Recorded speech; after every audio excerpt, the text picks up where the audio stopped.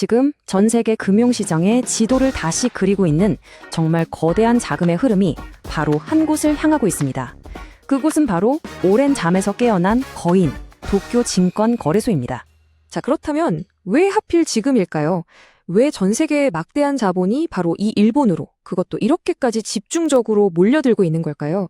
오늘 그 거대한 흐름의 가장 깊은 곳에 있는 진짜 이유를 함께 파헤쳐 보겠습니다. 그 모든 질문의 답, 그 중심에는 바로 역사적인, 정말 대격변 수준의 변화를 겪고 있는 도쿄 증권거래소가 있습니다. 이건 그냥 단순한 시장 반등이 아니에요. 이건 말 그대로 체질 자체를 완전히 뜯어고치는 거대한 움직임의 시작인 겁니다. 그래서 이 거대한 변화의 맥락을 제대로 이해하기 위해서요, 오늘 저희는 총 6가지 핵심 주제를 가지고 차근차근 따라가 보려고 합니다. 자, 첫 번째 섹션입니다. 도대체 왜 지금 도쿄증권거래소일까요? 이 역동적인 변화의 한가운데 그 중심이 된 진짜 이유부터 한번 살펴보겠습니다. 이 변화를 이끌고 있는 핵심 동력은 크게 3가지로 볼 수 있습니다. 첫 번째는 저평가된 기업들에게 자본 효율성을 높여라 하고 아주 강력하게 요구하고 있는 PBR 개혁. 두 번째는 시장의 퀄리티 자체를 높이기 위해서 기준을 아주 엄격하게 적용하면서 상장 폐지되는 기업들이 급증하고 있는 현상. 그리고 마지막으로 일본이라는 나라 자체를 글로벌 자산운용의 허브로 만들겠다는 국가적인 차원의 전략입니다. 이 모든 게 맞물려서 마치 하나의 거대한 설계도처럼 움직이고 있는 거죠. 그럼 지금의 변화를 이해하려면 과거를 알아야겠죠. 잠시 시간을 거슬러 올라가서 무려 150년이라는 긴 역사 속에서 지금의 이 거인이 어떻게 탄생했는지 그 발자취를 한번 따라가 보겠습니다. 시작은 1878년 메이지 유신 시대로 거슬러 올라갑니다. 그렇게 시작해서 2차 세계대전 후에는 패전국 일본의 경제 기적을 이끄는 심장 역할을 했고요. 그러다 1999년에는 사람들이 북적대던 오프라인 거래소, 그 객장을 완전히 폐쇄하고 디지털, 그러니까 완전한 전자거래 시대를 열었습니다. 그리고 2013년에는 오사카 거래소와 합병해서 지금 우리가 아는 일본 거래소 그룹 JPX가 탄생했죠. 그리고 가장 최근인 2022년 시장을 지금의 세계 구조로 대대적으로 뜯어고치면서 또 한 번의 새로운 시대를 열게 됩니다. 자, 그렇게 150년의 역사를 거쳐온 지금 명실상부 아시아 1위 거래소의 현재 모습은 어떨까요? 이 거대한 JPX라는 생태계, 그 안을 한번 자세히 들여다보죠. 우리가 보통 JPX라고 하면 그냥 주식시장만 생각하기 쉬운데요. 절대 그렇지 않습니다. 주식이나 ETF 같은 현물 자산을 다루는 도쿄증권거래소가 있고요. 또 니케이 선물 같은 파생상품을 전문으로 하는 오사카 거래소가 있습니다. 거기에 원자재를 다루는 도쿄상품거래소도 있고요. 그리고 이 모든 거래가 안전하게 마무리될 수 있도록 중재하는 청산소까지 이 4개의 거대한 기둥이 모여서 일본 금융시장 전체를 떠받치는 하나의 완전한 생태계를 이루고 있는 겁니다. 특히 2022년에 아주 큰 변화가 있었는데요. 이전까지 좀 복잡했던 시장 구성을 딱 3개로 아주 명확하게 정리했습니다. 글로벌 초우량주들을 위한 프라임 시장, 그리고 안정적인 중견기업들이 모여있는 스탠다드 시장, 마지막으로 성장 잠재력이 큰 스타트업들을 위한 그로스 시장, 이렇게요. 이 재편의 목적은 아주 명확해요. 각 시장의 성격을 확실히 해서 투자자들이 알기 쉽게 만들고 상장된 기업들은 더 높은 가치를 만들어내도록 압박하는 거죠.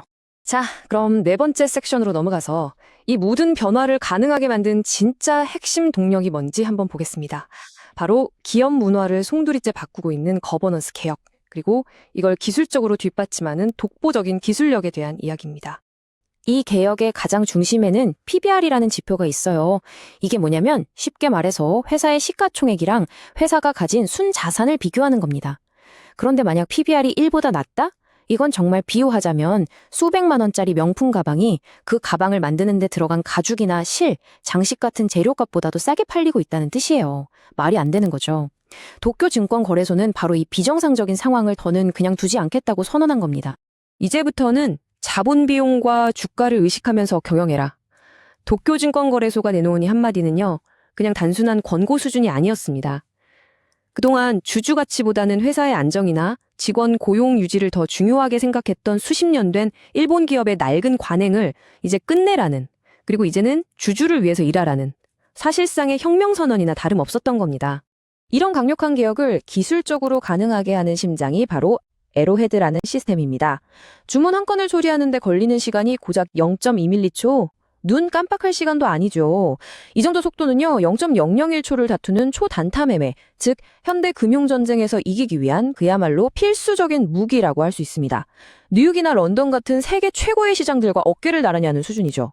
하지만 이렇게 강력한 기술에는 언제나 그림자가 따르기 마련이죠. 2020년에 바로 그 일이 터졌습니다. 이 최첨단 시스템에 문제가 생기면서 역사상 처음으로 하루 종일 거래가 완전히 멈춰버리는 사태가 발생한 거예요. 이 사건은 이 기술력이 얼마나 중요하고 또 동시에 이게 멈췄을 때 얼마나 큰 리스크를 안고 있는지를 우리 모두에게 아주 뼈저리게 보여준 대목입니다. 그렇죠. 이런 엄청난 리스크를 감수하면서까지 지켜내야 할 만큼 이 기술이 떠받치고 있는 시장의 규모는 정말 상상을 초월합니다. 자, 이제 말보다는 구체적인 숫자로 도쿄 시장의 스케일이 어느 정도인지 직접 한번 확인해 보시죠. 우리에게 가장 익숙한 한국거래소와 직접 비교해보면 그 규모가 확 와닿는데요. 시가총액이 약 6조 달러, 우리나라의 거의 3배에 달하고요. 상장된 회사 수도 거의 3,900개로 우리보다 2배 가까이 많습니다. 이 숫자만 봐도 왜 아시아의 압도적인 1위라고 하는지 더 설명할 필요가 없겠죠? 그럼 시야를 전 세계로 한번 넓혀볼까요? 그 위상이 더 명확해집니다. 전 세계 시장의 투탑, 바로 뉴욕 증권거래소와 나스닥이죠. 그리고 그 바로 다음 3위 자리를 굳건히 지키고 있는 게 바로 이 도쿄 증권거래소입니다. 명실상부한 세계 3위의 거대 시장인 겁니다. 자, 이제 마지막 6번째 섹션입니다. 그렇다면 이 거대한 변화의 끝에는 무엇이 있을까요? 앞으로의 미래를 기회와 리스크, 이 두 가지 측면에서 아주 냉정하고 균형 있게 전망해 보겠습니다.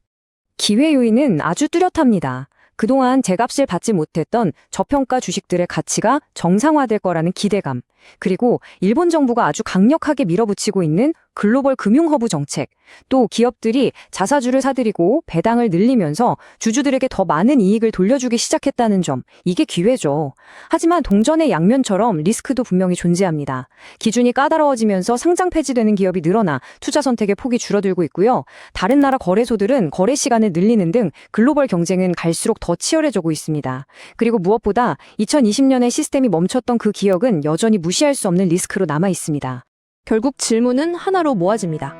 오랜 잠에서 깨어난 이 거인, 도쿄 증권거래소는 과연 이 수많은 리스크들을 잘 헤쳐나가서 세계 무대에서 과거의 영광을 완벽하게 되찾을 수 있을까요? 여러분의 생각을 댓글로 남겨주세요. 투자는 항상 신중하게 접근해야 하고 그 결정과 책임은 여러분 각자에게 있습니다. 오늘 이야기가 유익하셨다면 앞으로도 계속될 흥미로운 기업 분석을 놓치지 않도록 구독과 좋아요 부탁드립니다. 다음 시간에 더 흥미로운 이야기로 다시 찾아뵙겠습니다. 감사합니다.